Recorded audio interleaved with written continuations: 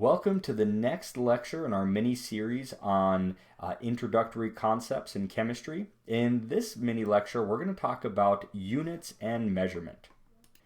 Now, the aim of science is to, of course, build a quantitative understanding of the world around us. And in order to do that, we need to take measurements on various physical phenomena under experimental conditions. So the idea of a measurement is essentially a foundation or a basis for all of modern science. So a measurement, when we take a measurement, whether it's in the laboratory or whatever the context, that measurement has three different kinds of information. The first is a number. That number indicates the magnitude of the measurement. Then associated with that number is a unit, and that unit really gives meaning to the number. So for example, if you ask me how long I rode on my morning bike ride and my answer was 12, well, you might assume I meant 12 miles, but I could have meant 12 kilometers. Heck, I could have meant 12 feet if I was really feeling lazy. Without that associated unit and just saying 12, you really have no idea. And so you need to include that unit and under all circumstances in order to give meaning to those numbers. The third type of information that's associated with any given measurement is a concept that we call uncertainty. Okay? And so any time that you take a measurement of any physical phenomena, you are going to be there's going to be an uncertainty associated with that unless you're under a certain set of prescribed conditions that we'll talk about here in a minute. Okay? So when you're reporting uncertainty, sometimes you will see it explicitly stated as a plus or minus some value. So in this case, we have a measurement, a length measurement, because we're in units of inches, of 5.32 plus or minus 0.03. So what that means then is that this measurement, the true value, lies somewhere in between 5.29 inches and 5.35 inches. And when we're expressing that number or size or magnitude of the measurement, we can do this using a number of different forms. So historically, in your past, science classes, you might have relied heavily on so-called decimal form. It turns out that there's another form that can be extremely convenient when you're dealing with chemical and physical phenomena that are at very large scales or very small scales, and that is scientific notation. So if you're not familiar with scientific notation, I'm going to direct you to the tutorials that I have posted specifically on that topic. You want to be very comfortable with scientific notation, and the idea is to change that decimal into a power of 10 to basically speed up the process of both calculations and comparing relative magnitudes of numbers. So all you're really doing here is moving over that decimal point 1, 2, 3, 4 places. And in this case, we're moving the decimal place to the right because we have a very small number here. So we're going to have a negative exponent up in the top here. Okay, so you want to be very comfortable with both decimal and scientific form for numbers. And units, well, units are going to depend on what we're doing. Different units developed using different standards of comparison are going to be relevant for exploring different sorts of phenomena. And so as the course progresses, we're going to continually be introducing more and more units to probe the different aspects of chemistry that we'll be exploring together. And finally, the uncertainty is typically going to be represented implicitly. And we'll be talking more about that later on, especially in the laboratory section of the course. But basically, you don't always write out a plus or minus as we did up here in this example. So the last digit that's reported, in this case, if we write down the same value, 5.32, that last digit is going to be the digit that represents the uncertainty.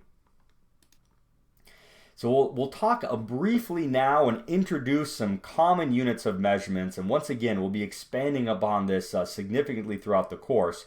But the two most common unit systems are the so-called metric systems used in the scientific community and used in most of the world, and then the English system that we use here in the United States, somewhat unfortunately.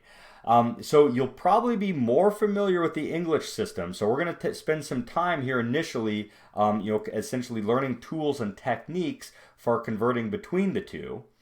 And another system of units based on that metric systems that essentially the scientific community has agreed to use is a so-called international system of units, or SI units.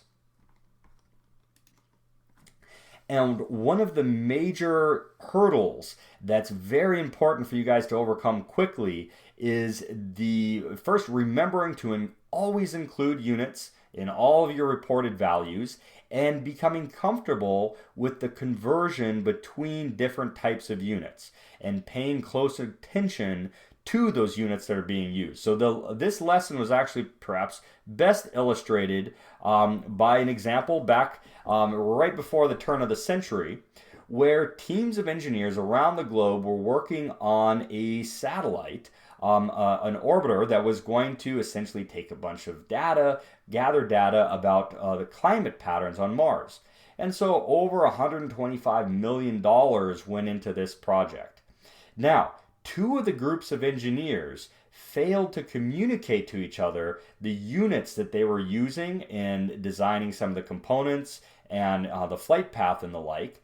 And as a result, this orbiter crashed into the Martian atmosphere, and we represented a monumental waste of both financial and human resources, and it all came down to a units issue, failure to pay attention to units. Now, of course, the stakes won't be as high for you guys, but yeah, I guess your grade is the thing that's on the line here, and there's no reason to lose silly points by just forgetting to pay attention to units.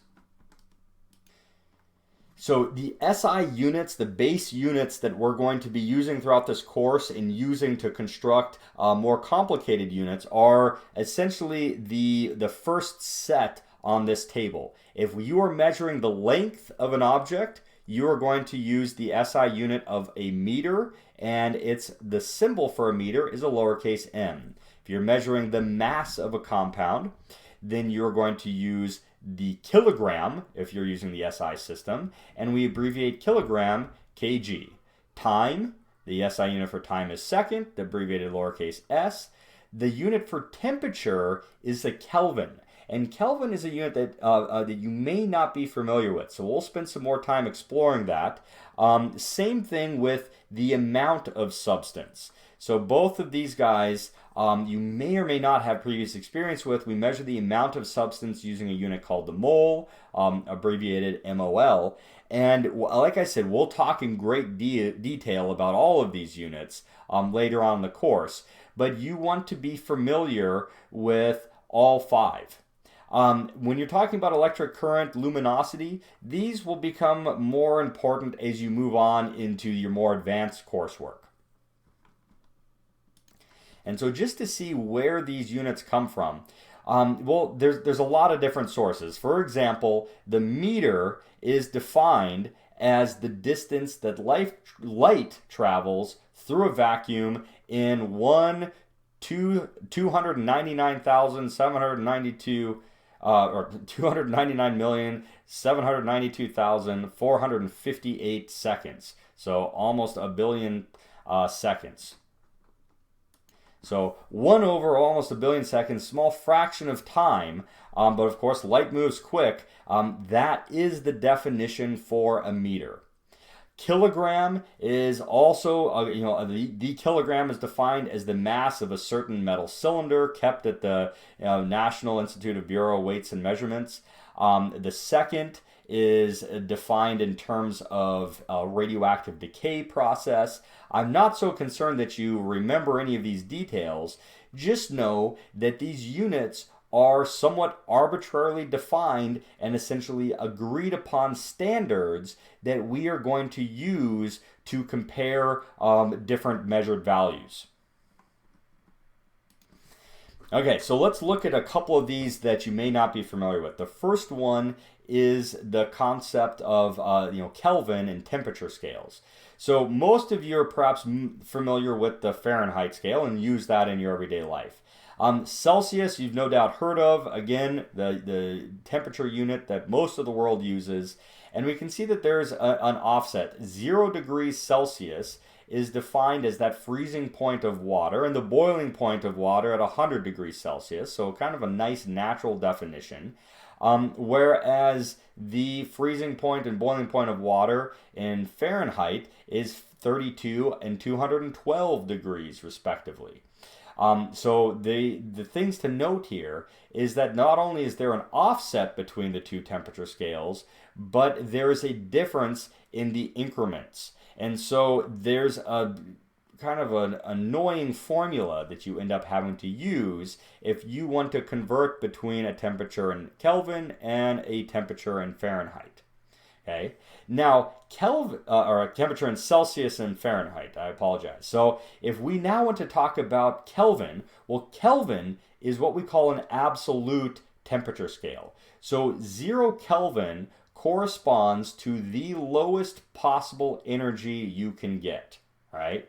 It's not even something that we can directly easily achieve in the laboratory. Okay? The vacuum of space is not 0 Kelvin. Even though it's really, really cold, it's still not 0 Kelvin. 0 Kelvin is the absolute lowest. Okay? And in order to get up to the freezing point of water, you actually have to go all the way up to 273 Kelvin. And then water boils at 373 Kelvin. So with temperature in Celsius and temperature in Kelvin, there is an offset to the tune of 273, and it turns out it's 273.15 as illustrated over here in the formula. But 1 degree Celsius is equal to 1 Kelvin, as you can see from here. So the conversion between Celsius and Kelvin is quite a bit easier. All you have to do is take that temperature in Celsius, add on 273.15, and you're good to go. Okay, so with that out of the way, let's go ahead and work, move into some practice problems. Let's suppose you have a sick child who has a temperature of 40.00 degrees Celsius. And we want to determine what is that temperature in Kelvin. So we're going to go back to our equations, and our equation tells us that the temperature in Kelvin is obtained by adding 273.15 to that temperature in Celsius. So all we have to do is plug in that given value of 40.00 degrees Celsius and add on to that 273.15, and you will arrive at the corresponding temperature in Kelvin, 313.15. Okay, now let's suppose we want to convert that temperature into Fahrenheit. Well, once again, we're going to turn back to our equations list and we're going to see, well, hey, we've got an equation here that relates Celsius to Fahrenheit. However, we've got a bit of a problem. We are given C and we need to find the value of F. So before we can plug numbers in, what I encourage you to do is to first do a little algebra and isolate that variable that we're wanting to solve for, namely Fahrenheit. So we're going to multiply both sides of this equation by 1.8 to arrive at this form right here. Then we will add 32 to both sides to get Fahrenheit by itself. And then we will plug in that given information and obtain our final answer of 104.0 degrees Fahrenheit. Now, I mentioned that as we're looking at certain branches of science, specifically chemistry, what we oftentimes encounter are really big and really small numbers. So we discussed scientific notation, which once again I will remind you, make sure that if you're not 100% comfortable with scientific notation, you watch those introductory videos, work through those practice problems. Scientific notation provides us with a nice, quick, efficient way of working with really big or really small numbers. So in addition to scientific notation, we can also simplify numbers using these so-called SI prefixes.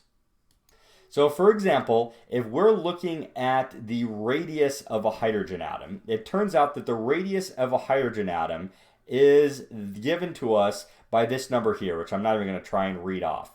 Okay, this very small fraction of a meter. So obviously this would be very annoying to have to write down and very prone to error. Like how easy would it be to just miss one or even two of those zeros? Okay, so how we oftentimes report this number is not using a unit of meter, but using a prefix. And in this case, the convenient unit would be a nanometer, which we'll define here down at the bottom.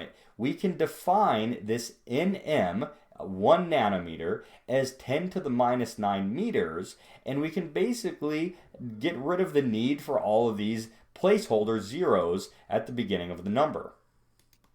And so something that I want you guys to spend a fair amount of time with. In fact, I want you to go ahead and memorize this list of prefixes.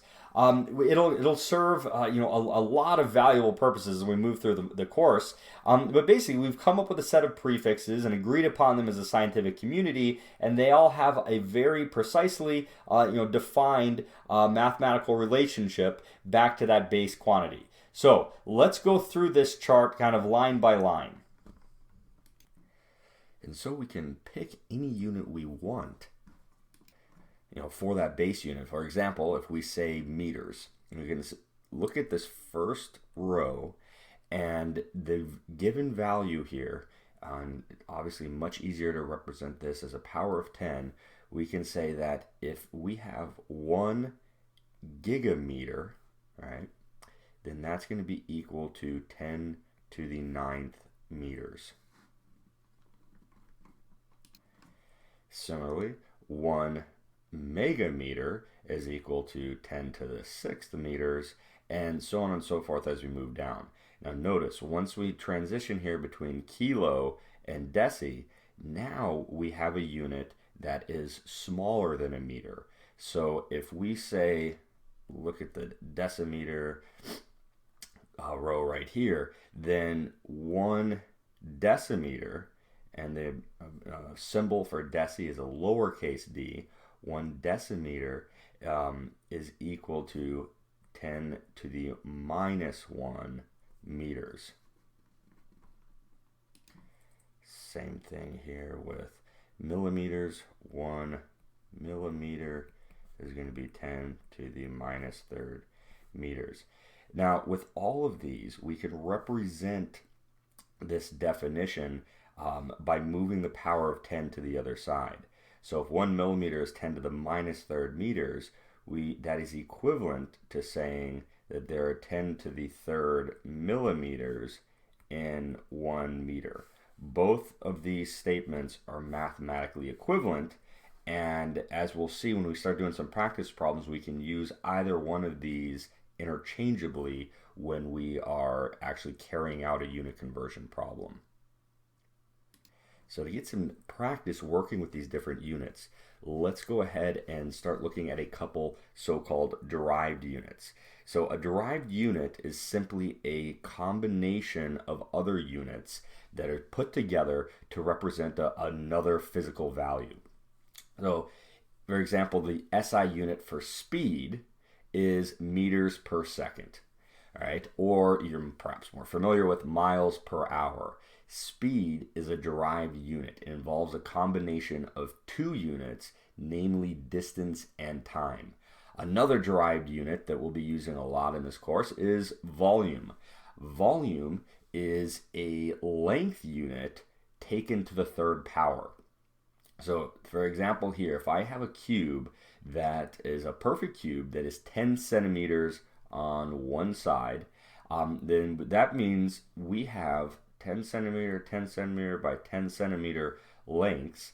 And so if we want to represent the volume of this cube, we basically take that edge length, which in this case is 10 centimeters, and we'll have to multiply that edge length times 3. So 10 centimeters times, put in my cube there too soon, 10 centimeters times 10 centimeters times 10 centimeters is going to be equal to 10 to the third centimeters cubed. So notice when we're multiplying numbers together or dividing, as we saw up here for speed, we multiply not only the numbers to get the corresponding magnitude, but we also have to multiply those units together in the same way.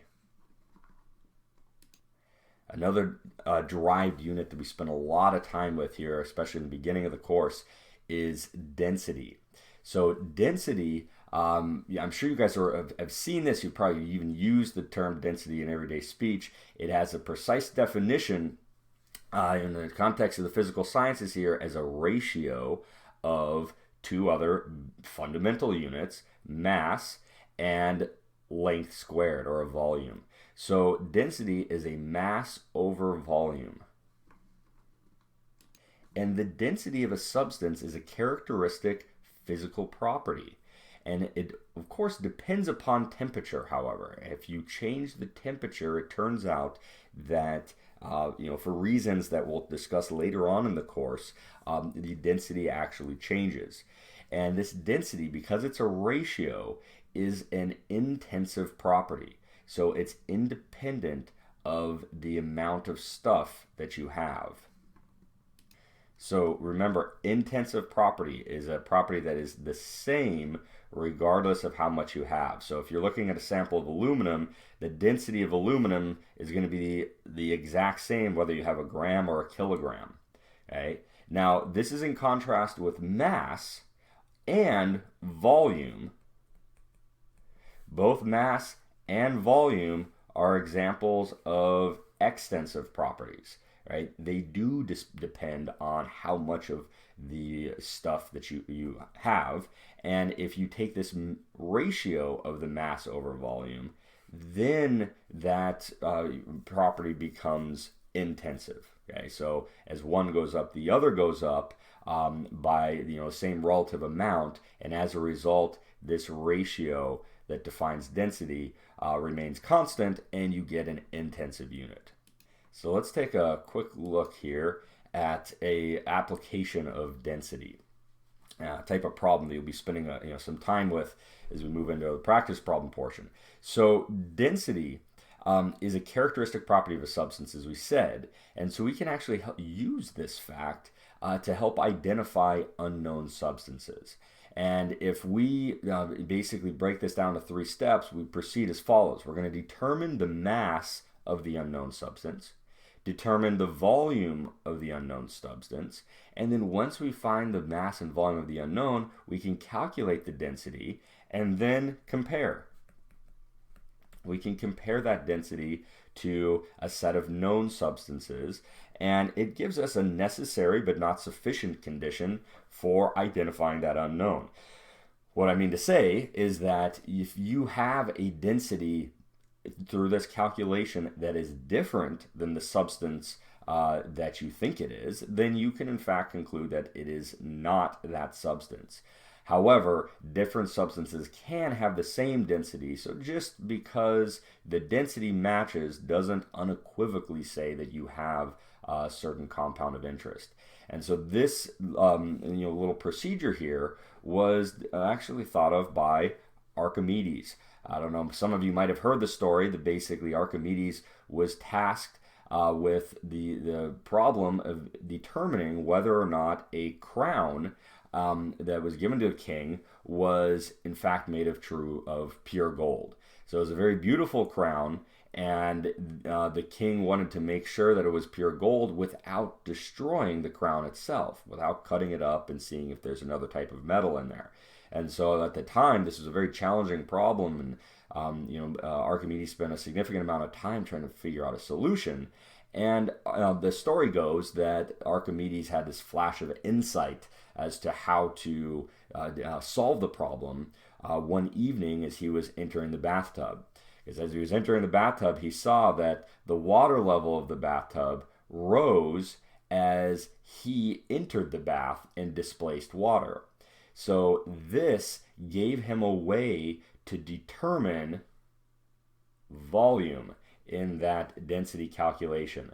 So Archimedes surmised that, well, he could take a chunk of pure gold of the same mass as the crown, put it in water, and see if the water level rose to the same extent for both the crown and the chunk of gold that is known to be pure gold of the same mass.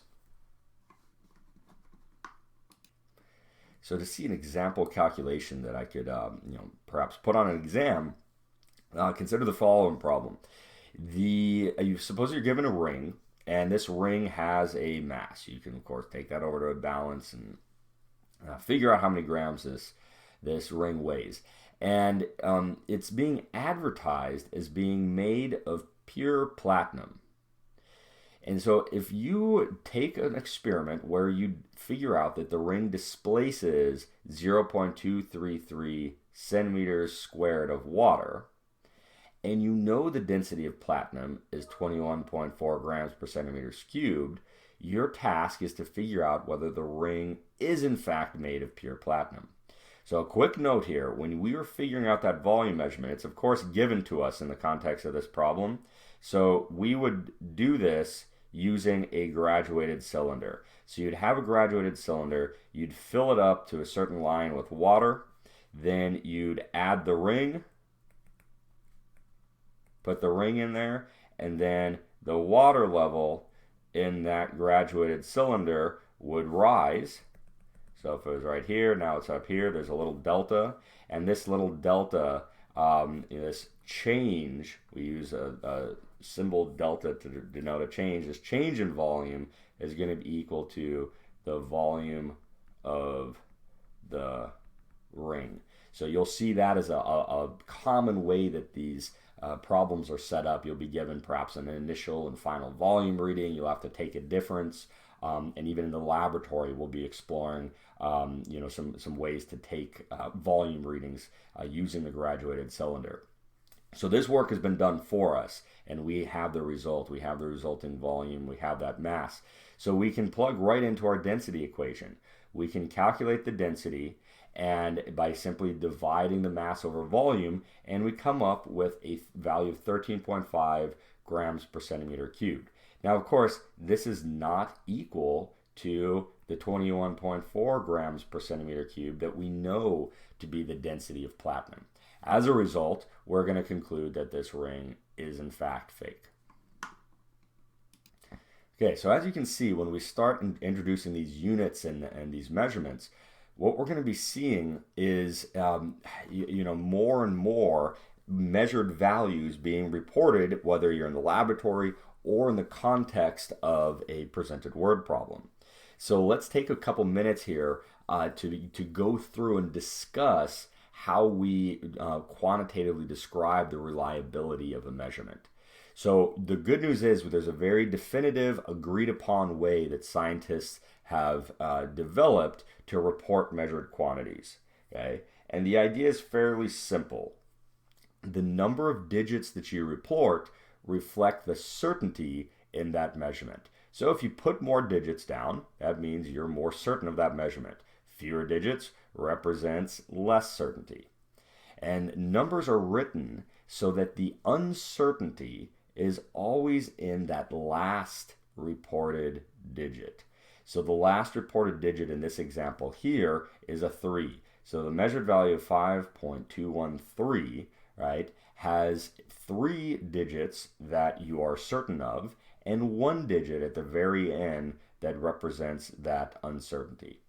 Now, for the purposes of this course, we're going to go ahead and assume uncertainty to be plus or minus 1 in this last place, unless we state it otherwise. So as I had mentioned earlier on, sometimes you could get, for example, a plus or minus 0.005. In this case, the uncertainty is explicitly stated to be 0.005 or 5 in this last third decimal place.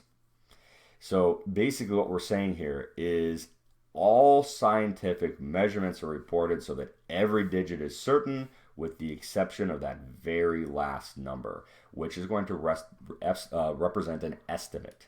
Okay? And of course, number of significant digits that you then report for a given measurement depends on that measuring device.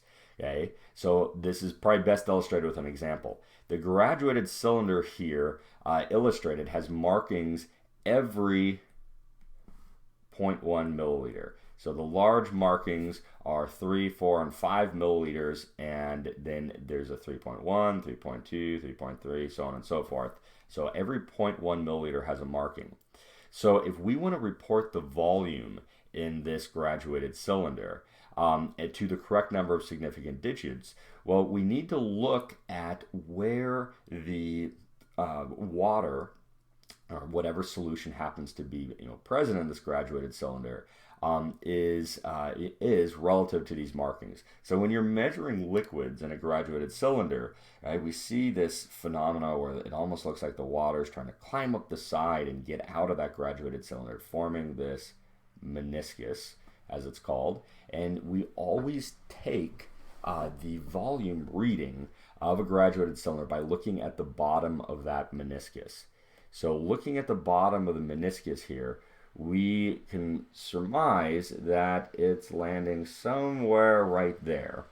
And it's very clear then that that meniscus is somewhere above 4.5. So 4.5 would be this line right here. It's above 4.5, and it's not quite to 4.6. Now there are markings on the graduated cylinder telling us that. So we are certain that the meniscus lies somewhere between 4.5 and 4.6. But what we're then going to have to do is report one additional digit by effectively breaking up the intervening region between these two tick marks mentally into 10 little pieces, and then approximating where that meniscus is landing. So to my eye, it looks a little bit closer to the 4.6 region. So I'm going to say it is 4.75 milliliters as a volume reading. Now, one of you guys watching this might say, well, I disagree. I think it's a little bit closer to the halfway mark. So I'm going to say it's 4.56 milliliters. Or somebody else could come in and say, hey, I think it's like right there in the middle. It's 4.55 milliliters. And we would all be correct, right? And that's simply a manifestation of this last digit, 5, 6, or 7, being representative of an estimation. All right, so they are estimated values there for that last digit in each one of these cases. Okay, so last up then, before we conclude the mini lecture, I want to do a brief discussion of the difference between two terms that are often confused by students because they have very definitive definitions in the context of measurements and scientific experiments. So these concepts are those of accuracy and precision. So accuracy and precision are basically a manifestation of our goal to be able to discuss in a very rigorous, quantifiable manner all scientific measurements. And what we'll see oftentimes when we're doing scientific measurements is, you don't just come into the lab and do an experiment once and get one data point, right? What often happens is these experiments are repeated several times, and you'll in fact be doing this throughout the lab. We'll be repeating experiments several times, and by repeating experiments and comparing the results, we can increase our confidence in those results. So when we are discussing certainty, and what we really come down to is saying, okay, we're going to have, we're trying to figure out the mass of a compound or a mass of a substance, and we're going to carry out that mass determination process by weighing the object using a balance 4 different times. Okay, so we're going to produce 4 different trials. And so that's what I have illustrated down here. So the first student, student A, comes along and he takes 4 different trials, 1, 2, 3, 4. Each one of them, he records a mass. Okay, and at the end, he's going to take those 4 mass readings and come up with an average. So the average, in this case 10.13, can then be compared to the true mass. And in this case, the true mass is 10. And so if we can look at that true mass and compare it to the average, that will give us an idea of how close the measured value is to the true value.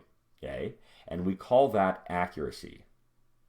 So for accuracy, you can kind of remember this, but accuracy is related to how close the average is to the actual. So some students like to remember this: accuracy, average, actual, right? Now precision is different. Precision refers to how close a series of measurements are to one another. So if we assess the accuracy and precision of this first student here, well, not only was his average value different than the true value, which means it was inaccurate, right? The successive values that he was taking are all over the map. They're not very close to one another. So his measurements are also lacking in precision. So student A was both inaccurate and imprecise. So then student B came along and perhaps took care of one of the issues that student A was having and came up with a set of 4 data points for measuring the same mass, and those are illustrated here. Now in this example, each one of these successive data points are relatively close to one another. And so now we have an illustration of a fairly high degree of precision. However, once again, if you take the average of these 4 successive measurements, that average is still significantly different from that true value. So we're still lacking in accuracy. And so then let's say the last student comes along and she says, oh, well, hey, maybe there was some sort of systematic error here. Maybe this guy was being more careful with the measurements, but he forgot to, for example, tare the balance. Okay, he didn't zero out that balance. So the student C comes along, she says, oh, you got to hit this tare button, and then collects a set of 4 data points.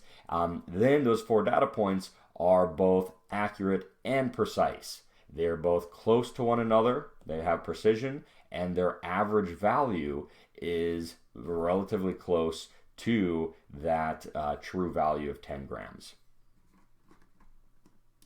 So we've covered an awful lot in this lecture. We've introduced the concept of measurements and how any given measured value provides 3 different pieces of information. You get a unit, you get a number, you get a unit, and an uncertainty. So that number gives you the magnitude, unit gives meaning to what that number is representing, and then there's always an uncertainty associated with these measured values. We saw that there are a number of different units we use to describe different physical phenomena. In particular, there's going to be 5 agreed upon units that the scientific community has agreed to use to measure essentially all the physical quantities we'll be talking about in this class. The meter for length, kilogram for mass, second for time, Kelvin for temperature, and mole for amount. So these last 2 were, again, new concepts. We'll talk about the mole a whole lot later on in the course. You got to feel for a little bit how to use the concept of an absolute temperature scale, the Kelvin, and convert between other known temperature scales. You'll be told to memorize a set of SI prefixes. And I actually recommend that you guys memorize these in the context of solving a bunch of problems. The remainder of the lectures in this mini-series are going to be talking about keeping track of significant figures and carrying out unit conversions. So you'll be working a whole lot of practice problems during that section, and I think you'll find that a lot of these SI prefixes, if you don't already have them memorized, will be sort of naturally stick with you. And so we introduced the concept of a derived unit then, and saw how we could use these different base units up here to derive a couple examples: volume, density, and speed. And we'll be introducing more and more of these concepts as we move through the course. But first, we're going to go into working on some more practice problems regarding how we keep track of significant figures during the course of calculations, and how we carry out different unit conversions. So the recording of measurements section that we provided here will be certainly very indispensable as we move into lab. And what we're basically going to be doing is taking recording measurements in the next two lecture videos and carrying out a variety of different calculations involving those recorded measurements.